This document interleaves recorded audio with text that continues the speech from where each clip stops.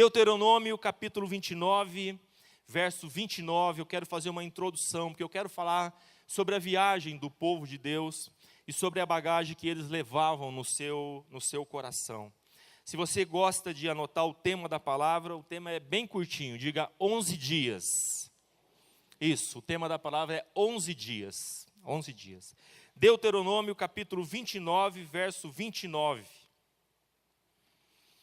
As coisas encobertas pertencem ao Senhor nosso Deus, porém as reveladas nos pertencem a nós e a nossos filhos para sempre, para que cumpramos todas as palavras desta lei.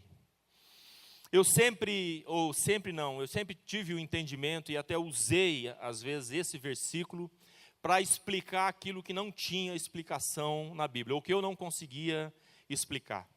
Quando me questionavam sobre algo que parecia sem muita razão, sem muita explicação, eu usava Deuteronômio 29, dizendo, isso é uma coisa encoberta, ela pertence a Deus. As reveladas nos pertencem.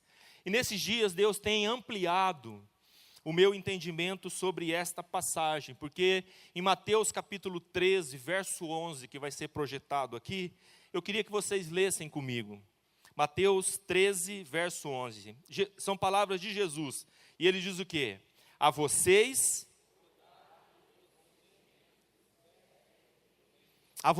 quem? Aos discípulos que estavam andando com Jesus. Então, se Deuteronômio diz que as coisas encobertas são para o Senhor, em Mateus Jesus está trazendo uma nova perspectiva, dizendo que a nós foi dado conhecer os mistérios do reino de Deus.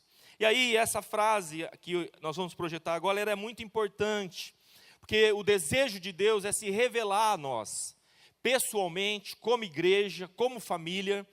O maior desejo que Deus tem é se revelar a cada um de nós. Então a frase diz assim, pois Deus não esconde as coisas de nós, tanto quanto as esconde para nós. Vamos ler juntos mais uma vez? Pois Deus...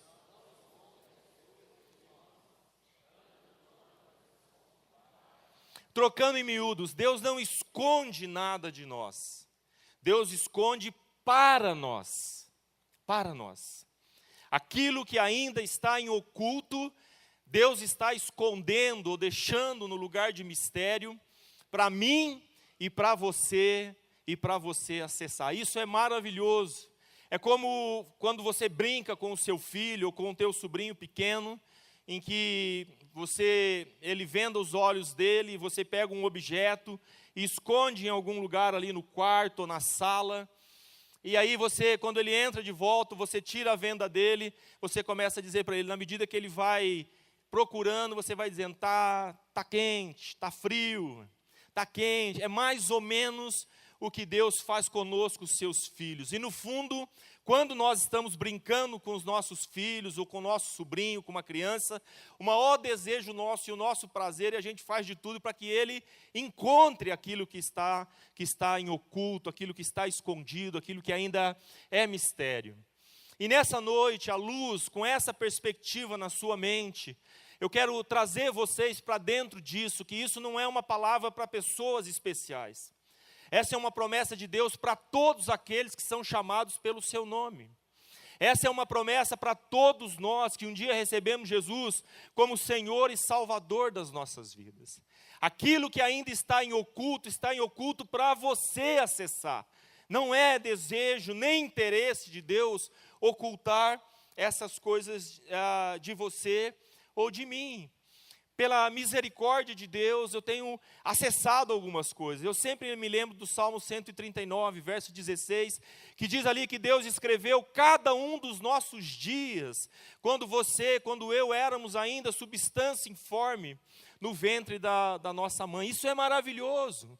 Significa que Deus parou tudo para escrever ao nosso respeito.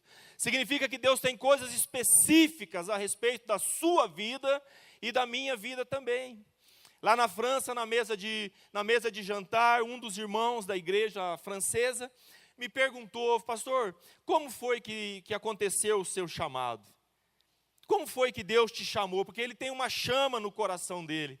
E eu falei, olha, para ser bem sincero para você, eu nunca pensei em ser um pastor. Eu não nasci numa igreja de pessoas da igreja, como meus filhos nasceram, né? Não, eu pensava em seguir minha carreira, trabalhava no banco, pensava em ser um executivo, em ser bem-sucedido, em envelhecer bem. Era isso que eu sonhava e eu estava trabalhando duro neste caminho. Mas Deus tinha outros planos para mim. E eu me lembro do dia que eu me converti na classe do batismo, eles davam oportunidade para testemunhar. E foi feita uma pergunta para cada pessoa que ia descer as águas: por que você vai se batizar? Eu digo, porque eu quero tudo que Deus tem para mim. Olha, foi uma frase tão forte, talvez não com entendimento perfeito naquele momento. Mas Deus ouve as nossas orações. Amém? E Deus começou a se revelar. E eu creio que Ele tem muito mais ainda para a minha casa, para a minha família e para mim e para a Cidinha. Amém? Então, aquilo que está em oculto é para nós acessarmos. Aí tem uma outra fase bem importante. O que eu não entendo com frequência é tão importante quanto aquilo que eu entendo. E eu estou falando aqui de posturas do nosso coração durante a nossa jornada com Deus. Que o grande perigo que a gente corre é nos perdermos no meio da jornada. É desanimarmos, é sermos enganados, é não perseverarmos. Né? Você já descobriu que a nossa vida, não é porque nós recebemos Jesus como Senhor e Salvador que nós estamos livres das aflições da vida, não é. Nós estamos sujeitos a todas essas coisas, mas todas essas coisas são oportunidades para o nosso caráter ser mudado e transformado. Então, quando as circunstâncias chegam na nossa vida, então, muitas vezes eu não compreendo, e como pastor eu ouço muito isso. Falou, pastor, eu realmente não estou entendendo porque essas coisas estão acontecendo na minha vida. Bom, embora eu não compreenda, a forma como eu estou lidando com aquilo que eu não entendo é tão importante quanto a forma que eu lido com aquilo que eu entendo no dia a dia. Você está entendendo o que eu estou dizendo?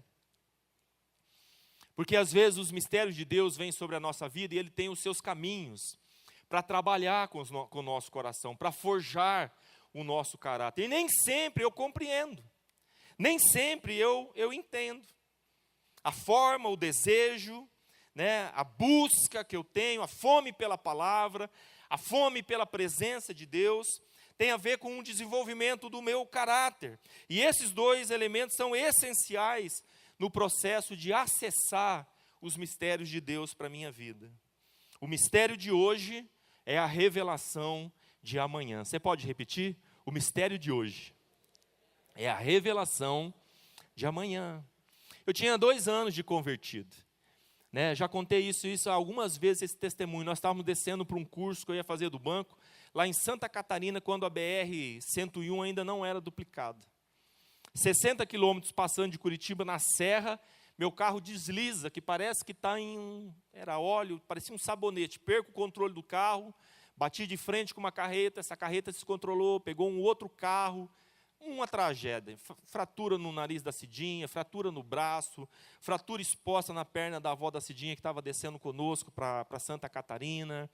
Uma loucura. Se recuperar, voltar ao hospital, cirurgia, bom, a gente volta para Londrina. Quando a gente chega aqui em Londrina, está tendo um mover profético na igreja, lá na rua Itapicuru ainda. Profetas estavam ministrando sobre... E o pastor Samuel, na época, a dona Lígia, nos convidaram para receber a oração.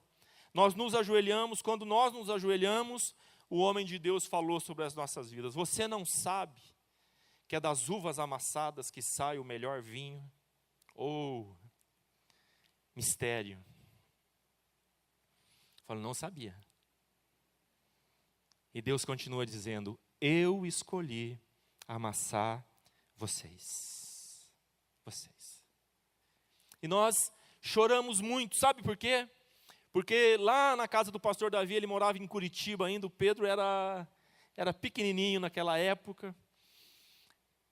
À noite, quando ele foi, nos acolheu, foi nos buscar no hospital, nós posamos ali na casa dele. E eu e a Cidinha, a gente chorou muito, porque nós não estávamos entendendo absolutamente nada do que estava acontecendo. Nosso coração estava cheio de ponto de interrogação. Falou, meu Deus, tudo que a gente estava fazendo era bom, estava cuidado, estou levando os pais do meu sogro para visitar ele. O que tinha errado? Por que isso aconteceu? O que está acontecendo? Qual que é o objetivo? Qual que é o propósito? Mas sabe o que Deus estava fazendo? Forjando o nosso coração. Deus queria nos alargar, Deus queria nos preparar para aquilo que Ele tinha para as nossas vidas. Restava uma única coisa a fazer, é confiar em Deus, que Ele estava realmente fazendo e nos preparando. Isso não livrou de mais de quase 8 cirurgias que a Cidinha teve que fazer para corrigir o braço. Não nos livrou. Passamos por todo esse processo, não livrou a avó dela, não me livrou das despesas que eu tive com esse acidente, porque o seguro era no plano Collor, havia defasado muito. Não nos livrou de nada disso. Precisamos confiar na provisão de Deus e crer que Ele estava fazendo algo sobrenatural. E depois, com o passar do tempo, a gente acaba descobrindo que a gente jamais sai do lagar. Sabe o que significa isso? Que Deus te coloca no lagar para pisar, para preparar, para forjar, e esse processo nunca termina nas nossas vidas. Daí a importância de trabalharmos com o nosso coração. Amém, amados? Lendo esse capítulo 29, verso 29, veio um desejo muito grande no meu coração de ler todo o livro de Deuteronômio. Então, volta lá para o primeiro capítulo. Porque os 11 dias que eu disse para vocês estão aqui no versos 2 e 3.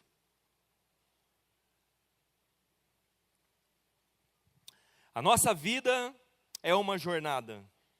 E Deus deseja revelar os seus planos para nós. Enquanto Ele revela os seus planos, Ele vai preparando o nosso coração. Lembra o que Jesus disse aos seus discípulos? Não se coloca vinho novo em odre velho. Isso é caráter.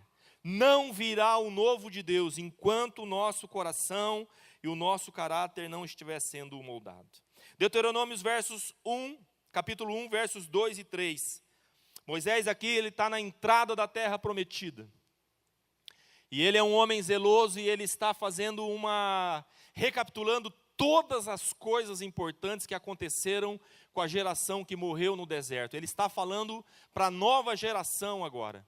E no versos 2 e 3 nós lemos assim: em 11 dias se vai de Horebe a Cádiz Barneia pelo caminho dos montes de Seir. E aí ele continua dizendo: no 40º ano, no primeiro dia do 11º mês, Moisés proclamou aos israelitas todas as ordens do Senhor acerca deles. A viagem que eles fariam, porque saindo do Egito, eles vão acampar ali no Monte Horebe, que é o Monte Sinai. Eles ficam 1 ano e pouco neste lugar. Ali Deus organiza aquele bando que saiu do Egito como nação.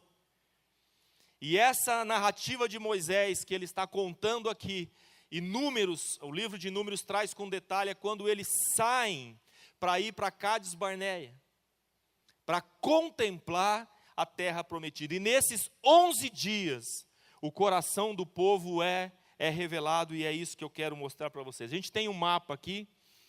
Esse é o mapa da trajetória, desde a saída do povo do Egito. Essa flechinha em vermelho aqui embaixo é o Monte Horebe, onde eles pararam, onde Deus organizou a nação. Eu vou passar os detalhes para vocês daqui a pouquinho. E a outra setinha é Cádiz Barneia, pertinho da onde é Canaã, que eles podiam contemplar aquele lugar. Então, do momento em que Deus fala ao nosso coração, que é Horebe, até o cumprimento da promessa ou dos mistérios, daquilo que Deus tem preparado para nós, que é Canaã, existe um tempo em que precisamos agir, que é Cádiz Barneia. Nossa parte, nosso posicionamento. O Senhor mostrou ao povo que ele seria livre e que havia uma terra fértil e abundante como promessa para eles. E as pessoas que estavam naquela jornada ficaram muito animadas e motivadas com essa notícia. Começaram essa caminhada e chegaram à cidade de Cádiz Barneia. Visualizaram a promessa, mas por falta de ação, por falta de posicionamento, permaneceram ali por 38 anos e morreram sem a experiência da vitória em suas vidas. Saem do Egito, vão até o Monte Horebe, de Horebe a Cádiz Barneia, que é a porta de entrada da terra prometida. E Cádiz Barneia significa consagrado, significa santo. Não tem como acessar o novo de Deus, não tem como acessar as promessas de Deus sem uma vida de compromisso e sem uma vida de santidade na presença dEle. Se você está entendendo, diga amém. Então, eles agora estão em Cádiz Barneia, mas esta jornada até este lugar acontece muita coisa, e isso revela o coração, e talvez nessa noite a gente possa se identificar com algumas coisas dessas e depois orarmos juntos, para que o Senhor nos libere, para nós acessarmos o novo de Deus para cada um de nós, amém? Então, volta a sua Bíblia ali para o livro de Números, capítulo 1 ali, vou te dar um breve relato. Por que a primeira geração que saiu do Egito não entrou na terra prometida? Por quê? Então, em Números capítulo 1, Deus manda Moisés levantar o censo para saber quantas pessoas haviam saído do Egito. Em Números capítulo 2, Deus coloca em ordem as tribos no acampamento, como cada tribo deveria se colocar ao redor do acampamento. Números capítulo 3 e 4, Deus dá detalhadamente o ofício dos levitas.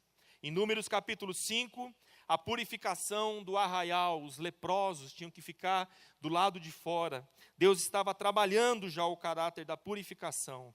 Em Números 6, o chamado à santidade ou nazireado. Em Números capítulo 7, a oferta dos príncipes e a dedicação do altar e os detalhes, né? Número 8, a consagração dos levitas. Número 9, a celebração da Páscoa, e fala também sobre a presença, a nuvem de Deus sobre o tabernáculo. Em número 10, os israelitas, agora o povo está saindo do Sinai, está caminhando para Cádiz Barneia, como eu disse. Amados, em Deus, nós não podemos seguir em frente de qualquer maneira, amém? Diga, não pode ser de qualquer maneira. Diga para o irmão do seu lado, não pode ser de qualquer maneira, meu irmão. Diga para o irmão do outro lado aí, não pode ser de qualquer maneira. Não pode ser de qualquer maneira. É preciso posicionamento de coração para acessar aquilo que Deus tem preparado para a minha vida e para a sua vida também. Mas sabe o que aconteceu com esse povo nesta viagem? Na bagagem dele estava cheio de pecado. Estava cheio de situações no coração deles que precisava ser tratado. E quando nós não tratamos o nosso coração, o 11 dias que fala do tempo perfeito de Deus, que fala do kairós de Deus, acaba se tornando em 40 anos. 11 dias acabam virando 40 anos. E às vezes a gente não compreende por que determinadas coisas não rompem na nossa vida. Por que determinadas coisas não acontecem na nossa vida. Sabe o que a palavra no Novo Testamento diz? Paulo ensinando a igreja diz, tudo o que nós vemos no Antigo Testamento é como uma sombra, é como uma figura para nós nesses dias aqui. Nós aprendemos com cada detalhe daquilo que aconteceu com a nação, com os hebreus e depois com a nação de Israel formada. São figuras, são símbolos para nós. E eles estavam querendo acessar o novo de Deus, que é Canaã, com o seu coração desalinhado, desajustado. E esses 11 dias de viagem, que não foi uma trajetória fácil, porque a contagem que é feita é aproximadamente 600 mil homens. Se for colocar mulheres e crianças, talvez 1,5 milhão, 2 milhões de pessoas caminhando pelo deserto. Caminho difícil, de carroça, a pé, por pedras. Não era fácil, mas a nossa vida não é fácil também, amém? A nossa jornada não é fácil e Deus não disse que seria. Mas o que é importante entender? O que eu não compreendo é tão importante a atitude do meu coração quanto aquilo que eu compreendo. E é com essa atitude de coração, permitindo que Deus trabalhe com a minha alma, com os meus sentimentos e com o meu coração, é que vão me libertando para acessar o novo de Deus. E sabe o que esse povo levou na bagagem? Vou te dar algumas coisas. Primeira coisa, havia muita murmuração no meio deles. E a murmuração é pecado. Durante a viagem, o povo começou a murmurar e a se queixar, porque não tinham carne para comer. Agora, no capítulo 11, no verso 1, nós lemos assim: queixou-se o povo de sua sorte aos ouvidos do Senhor. Ouvindo o Senhor, acendeu-se-lhe a ira. O fogo do Senhor ardeu entre eles e consumiu extremidades do arraial. Então o povo clamou a Moisés. É tão interessante, porque assim, ao invés de clamar a Deus, eles clamam para Moisés. E isso fala de um relacionamento que não é direto com o Senhor, que sempre está precisando de intermediário. Então o povo clamou a Moisés, e orando este ao Senhor, o fogo se apagou. Amados, a murmuração asfixia quem dela se alimenta. Quem muito murmura, quem muito reclama, acaba sendo asfixiado pela própria murmuração. Números capítulo 11, versos 18 a 20. Olha a resposta de Deus. Deus ouve aquilo que o povo está dizendo. Nós queremos comer carne. Eles tinham o maná. Era um alimento divino que Deus provia todos os dias. Mas eles estão murmurando e declarando: nós queremos é carne. E olha o que Deus diz. Diga ao povo, versículo 18: consagrem-se para amanhã, pois vocês comerão carne. O Senhor os ouviu quando se queixaram a ele, dizendo: ah, se tivéssemos carne para comer, estávamos melhor no Egito. Agora o Senhor lhes dará carne e vocês comerão. E olha o que Deus vai falar: vocês não comerão carne apenas um dia, ou 2, ou 5, ou 10, ou 20, mas um mês inteiro, até que lhes saia carne pelo nariz e vocês tenham nojo dela, porque rejeitaram o Senhor que está no meio de vocês e se queixaram a ele, dizendo: por que saímos do Egito? Eu não sei você, meu amado, mas se você comer muita carne durante muito tempo, você fica meio enfadado, não é verdade? Tem gente que fez aquele regime do Can, né? Que é só carne, aquilo é bom durante uns dias. Eu não sei você final de ano, mas final de ano tem tanta festa, tem tanta confraternização, tem tanta carne, tem tanta comida, é de porco, é de frango, é de peru, é de não sei o quê. Chega uma hora que você não está mais aguentando carne, né? Alguns estão balançando a cabeça, falam: não, eu aguento firme, pastor, Você deve ser do tipo que dá prejuízo em churrascaria, amém? Chega a dar cãibra no garçom, não é verdade? De tanto ir servir vocês. Mas eu falo nessa noite às pessoas normais aqui. As pessoas normais. E Deus disse: não é um dia que vocês vão comer, não. Vocês vão comer um mês inteiro. Murmuração. Em Números capítulo 11, versos 34 e 35. Diz assim: pelo que o nome daquele lugar se chamou Quibrot Ataavá, porquanto ali enterraram o povo que teve o desejo das comidas dos egípcios. O significado é túmulos de cobiça. A Bíblia não diz, mas tudo indica que esse alimento comido da forma como foi, e enfastiou, deu uma infecção, e muitos deles acabaram tombando no deserto, por causa da murmuração.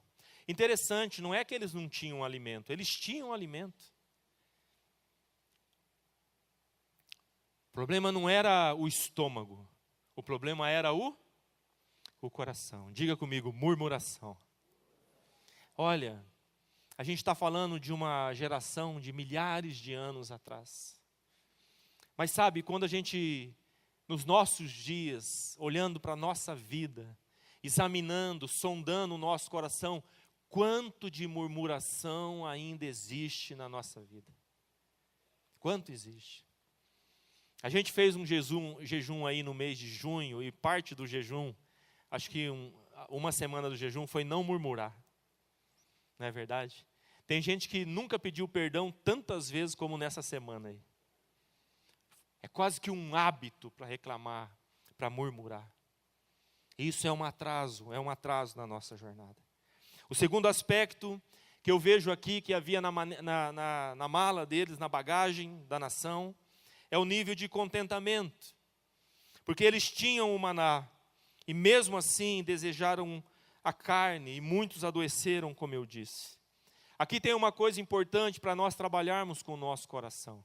Tem gente que nunca está satisfeita, e eu não falo de uma insatisfação, de progredir, de alcançar coisas novas. Eu falo de um coração atrelado à murmuração, invejoso, com motivações erradas, nunca está satisfeito. Por mais que se faça, nunca está bom. Se temos uma perspectiva errada da vida, vivemos ansiosos, frustrados e dependentes de outras pessoas.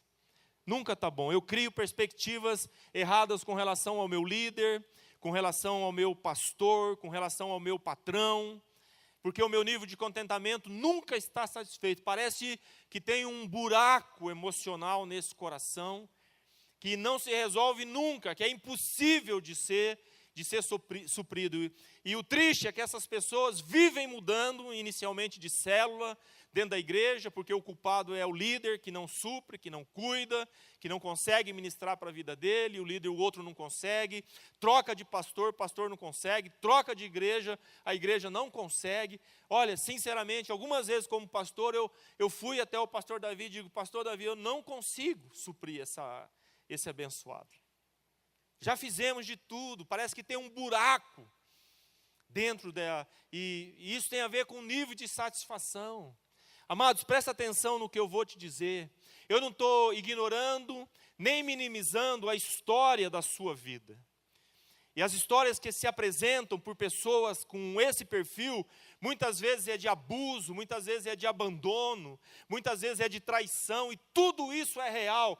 Mas é real também que Deus tem um novo para nossas vidas.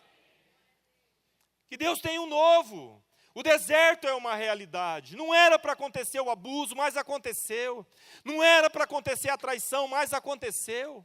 Não era para acontecer o abandono, mas aconteceu. A pergunta é o seguinte: e agora que você é responsável pela sua vida, o que você vai fazer a respeito? Até quando nós vamos culpar os outros pelas mazelas que aconteceram conosco? Amados, Deus quer nos libertar. E se eu continuar com esse coração, com a perspectiva errada, com o meu nível de contentamento errado, eu jamais vou acessar. E os anos da minha vida vão passando e eu vou cair na minha jornada. Isso é muito triste. Isso é muito triste. Nível de contentamento. O outro aspecto é a mentalidade que eu chamo de mentalidade de populacho. Que era um povo misto que saiu com os hebreus do Egito, que não fazia parte do povo de Deus. Eles viram o movimento, eles viram os milagres, eles viram os sinais, eles viram a promessa de algo maravilhoso, de uma terra, eles creram e saíram junto, e eles estavam misturados com a nação, eles permaneceram, eles ficaram. E eles se tornam uma má influência no meio do povo de Deus. Capítulo 11, versos 4 e 6. Diz assim: o populacho que estava no meio deles veio a ter grande desejo das comidas dos egípcios, pelos quais os filhos de Israel tornaram a chorar e também disseram: quem nos dará carne a comer? Lembramo-nos dos peixes que no Egito comíamos de graça, dos pepinos, dos melões, dos alhos silvestres, das cebolas e dos alhos. Agora, porém, seca-se a nossa alma e nenhuma coisa vemos senão este maná. Quem colocou isso na cabeça do povo foi esse populacho, que inflamou o coração do povo. Sabe o que significa populacho para mim? Coração dividido. Quando a gente olha para dentro de nós mesmos, é uma vida cristã que não é inteira, que não é genuína. Eu tenho falado algumas vezes aqui, Deus não exige perfeição de nós. Mas Deus não abre mão de um coração genuíno na presença dEle. Amados, se tem uma coisa que Deus abomina é a hipocrisia. É nós fingirmos que somos quando Deus sabe que não somos. É mostrarmos uma aparência quando na verdade isso não existe. Isso é religiosidade, isso é morte. Melhor expor, melhor escancarar, para que Deus sare o nosso coração. Sabe Mateus 7, 21 e 23, Jesus diz assim, naquele dia muitos chegarão a mim e dirão, Senhor, Senhor, em teu nome expulsamos, fizemos isso e aquilo. E Jesus diz, apartai-vos de mim, vós que praticais a iniquidade, eu não conheço vocês. Sabe por que eu não conheço? Porque durante toda a vida eu apresentei uma imagem para Deus, e não a minha essência.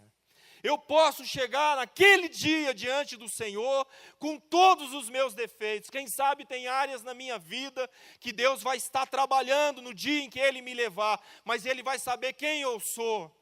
Por causa da confissão que eu faço todas as vezes que eu me apresento diante dEle. Senhor, eu luto com isso, eu luto com aquilo. Senhor, livra-me disso, guarda-me disso, Senhor.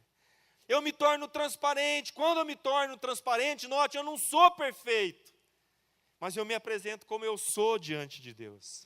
E isso tem grande valor para o Senhor. Isso é ser genuíno diante do Senhor. Deus não está procurando pessoas perfeitas, porque Ele é Deus e Ele sabe que não existe pessoas perfeitas. Mas Deus usa aquele que tem o coração genuíno na presença dEle. Nós precisamos acabar com essa mistura no nosso coração. Nós precisamos botar para correr o populacho que ainda habita no nosso coração. Manias, palavras, procedimentos, formas de negociar, mentiras, pequenas mentiras, mentiras parciais. Enganamos pessoas, contamos meia-verdade, nos acostumamos com essa convivência. Isso vai acabar nos matando, queridos. Populacho. A quarta coisa, a inveja, o ciúme e a resistência às autoridades constituídas por Deus. Números capítulo 12, versos 1 e 2, está aí o texto. Agora, os próprios irmãos de Moisés, Miriam e Araão, é que se rebelam contra ele, declarando esta palavra: será que o Senhor tem falado apenas por meio de Moisés? Perguntaram. Também ele não tem falado por meio de nós? E diz o texto, e o Senhor ouviu isso. E aquilo que Deus ouve, Ele não deixa passar. Ele vai tratar com Miriam, à luz dessa palavra, diz que Deus desce na entrada da tenda e julga Miriam, e Miriam se torna leprosa. Sabe o que Moisés faz? Moisés intercede, mas Deus diz, mas não vai ser assim, ela vai ter que ficar fora do arraial por 7 dias, até que seja purificada. O resultado disso é um atraso na viagem deles. Todas as vezes que nós nos rebelamos, e eu não estou falando nem de verbalizar, eu estou falando dentro do nosso coração, a nossa jornada em Deus, ela paralisa, e eu começo a atrasar o processo de Deus em minha vida. A quinta coisa, o medo e a falta de fé. Com todas essas coisas, eles ainda chegam a Cádiz Barneia.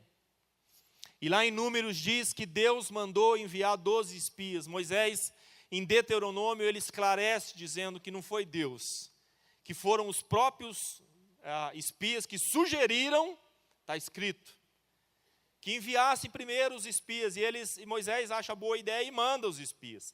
Mas aqui já tem uma revelação de falta de fé desse povo. Eles vão espiar a terra por 40 dias.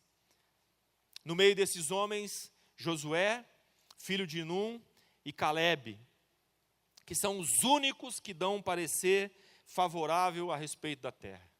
Os outros que chegam dizem assim, é verdade, é uma terra que manda leite e mel, e está aqui a prova, o fruto. Diz que era tão grande o fruto, um cacho de uva, que eles tiveram que trazer num varal, 2 homens pendurados.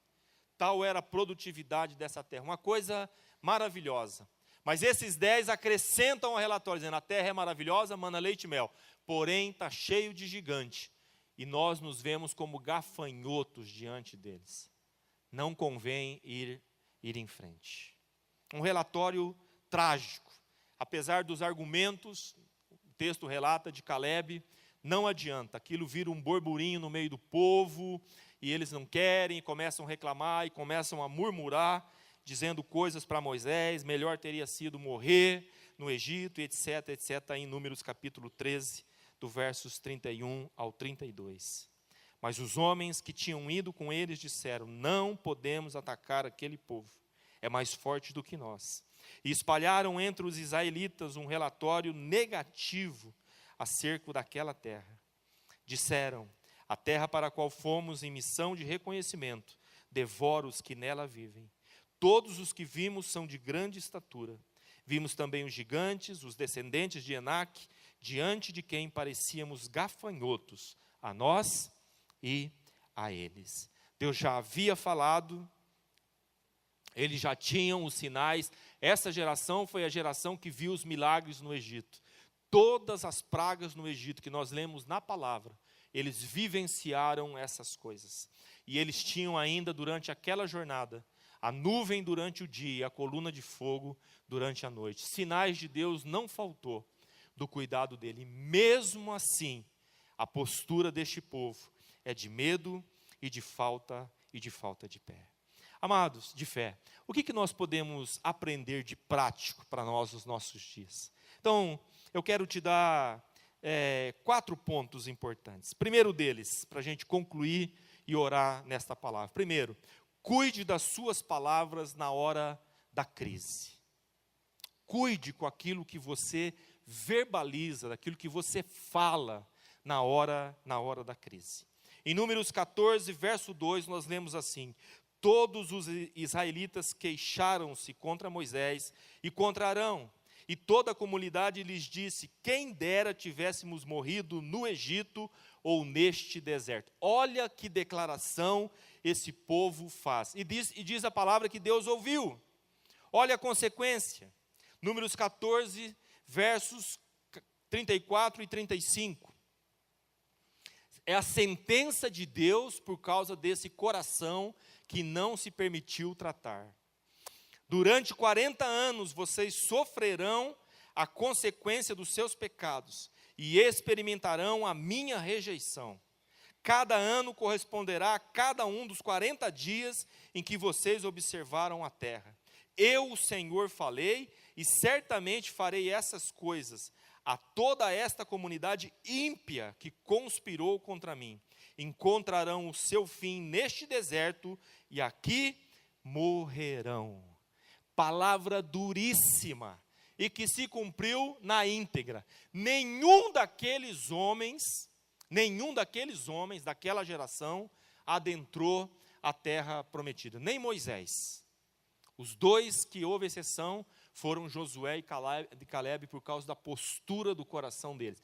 E aí traz uma esperança para nós. Porque se ninguém entrasse, nós poderíamos dizer: está vendo? Não adiantou a postura correta de coração. Não, Deus honra a postura de coração e vai introduzir Josué e Calebe no contexto da terra prometida. Cuidado com aquilo que você declara no momento de crise. Ao invés da murmuração, do questionamento, que saiam palavras de confiança. O Paulinho cantou profeticamente nessa noite: nós confiamos em Ti. O pastor Wagner trouxe a palavra: na hora difícil, da depressão, da luta, lembre-se, a alegria do Senhor é a nossa força. É a nossa força. Cuide das suas palavras. A boca fala daquilo que o coração está cheio. E é no momento de pressão que nós revelamos aquilo que está dentro do nosso coração. O segundo aspecto que nós podemos aprender: não tente fazer na força do seu braço. Sabe, quando o povo recebeu essa notícia aqui que Moisés traz para eles a respeito da sentença de Deus, ele diz: nossa, pecamos contra o Senhor, meu Deus, o que nós fizemos, que loucura. Não, nós vamos entrar agora nesse lugar, vamos tomar essa terra. E aí Moisés diz: não vão, porque vocês vão perecer. O que Deus disse está dito. Números 14, versos 42 e 43. Palavras de Moisés traduzindo aquilo que Deus havia falado. Não subam, porque o Senhor não está com vocês. Vocês serão derrotados pelos inimigos, pois os amalequitas e os cananeus os enfrentarão ali. Vocês cairão à espada. Visto que deixaram de seguir ao Senhor, Ele não estará com vocês. Amados, nós precisamos ter a disposição de obedecer a Deus para fazer aquilo que Ele pede e também para aquilo que Ele não pediu para fazer. A mesma disposição. É o que Moisés está dizendo, sejam obedientes agora. Ele mandou ir, vocês não foram. Então vocês vão permanecer. Não houve obediência. Deus disse, não façam. Não façam. E eles foram, e o resultado foi que eles foram tombados ali e morreram. Seja obediente para fazer e também não fazer o que Deus manda. Se não é para fazer, não faça. Se é para fazer, faça. Não tente fazer na força do seu braço. A terceira coisa é, cuide sempre do seu coração. Diga para o seu irmão isso que é muito importante. Cuide sempre do seu coração, meu irmão. Pode colocar os 2 versículos aí. Provérbios 4, 23. Eu tenho orado todos os dias esta passagem. Juntamente com Tiago 1, verso 5. Pedindo sabedoria ao Senhor. E o Salmo 119, verso 18. Senhor, desvenda os meus olhos, para que eu contemple as maravilhas da tua lei. E Provérbios 4, 23. Senhor, a tua palavra diz para eu guardar o meu coração. Sobre tudo, acima de todas as coisas, guardar o meu coração. Senhor, me ajuda, coloca muros de proteção, cercas de proteção ao redor do meu coração. Por quê? Porque Jeremias nos diz que enganoso é o coração, mais do que todas as coisas, e desesperadamente corrupto. Quem o conhecerá? A resposta vem no verso seguinte, que não estão aí. Somente Deus que esquadrinha os nossos corações. Ele sabe o que de fato está lá dentro do nosso coração. Amados, zele pelo seu coração. É aí que Satanás vai trabalhar para te desarticular, para colocar sementes no teu coração. Sabe como começa um divórcio? Sabe como começam os problemas no casamento? É pelo coração, a entrada está ali. São palavras mal interpretadas, mal ditas, mal colocadas, são reações que vão acumulando e eu não trato. E aquilo alcança lugar no meu coração e vai forjando dentro do meu coração uma fortaleza que o inimigo se estabelece. E aí desencadeia um processo de destruição dentro da minha vida. Quando a palavra diz para eu guardar o meu coração, é porque tem alguém querendo roubar o teu coração. E eu preciso prestar atenção nisso. Olha, como pastor eu tenho clamado, Senhor, não permita, guarda o meu coração. Eu sou chamado para te servir, para te honrar, guarda o meu coração. Aquilo que eu não compreendo, aquilo que eu não entendo, às vezes nos relacionamentos, às vezes nos vínculos, às vezes na família, naquilo que a gente tem que tratar, no nosso trabalho secular, falei sobre isso, de vitimizar, de não compreender. Senhor, guarda o meu coração. Essa tem que ser uma oração de todos os dias, é o que nós aprendemos. A nação de Israel, os hebreus, eles não guardaram o coração e eles ficaram totalmente vulneráveis àquilo que estava acontecendo. E a última coisa, para ser saúde para nós, cultive uma vida devocional. Não passe um dia sequer sem ler a palavra. Um dia sequer. Não deixe, olha, tem sido tão importante para a gente a sala de oração, e a gente tem falado aqui, não é que você não possa fazer na tua casa, faça, você deve fazer na tua casa. Mas é tão bom vir para este lugar, é tão bom ser ministrado pelo Senhor, é tão bom quando eu digo assim, Senhor, eu estou parando tudo agora, eu estou aqui, aquieta o meu coração, Senhor, aquieta o meu coração, mantenha uma vida devocional, nós jamais iremos acessar os planos, os mistérios de Deus, se nós não mantivermos uma vida devocional, amém? Coloca para mim os 4 tópicos aqui. Podemos ler juntos? Os músicos podem vir. Número 1, vamos lá. Cuide. Bem forte, vamos juntos. 1, cuide. Número 2. 3. 4. Cultive uma vida devocional. E esses minutos que nós temos, eu queria dar a oportunidade para vocês da gente orar junto. Você que sente nessa noite que tem algumas áreas da sua vida que estão paralisadas. Você que sente que está perdendo tempo, que não está avançando. Seja espiritualmente, seja naturalmente. Se você se sente cansado, decepcionado ou confuso neste momento. Se você está doente fisicamente. Ou se você sabe que está vivendo uma vida de pecado e quer colocar um fim nisso. Eu quero dar oportunidade para você. O altar do Senhor é um lugar consagrado. É Cádiz Barneia. É antes de entrar nas promessas de Deus. Eu preciso alinhar meu coração.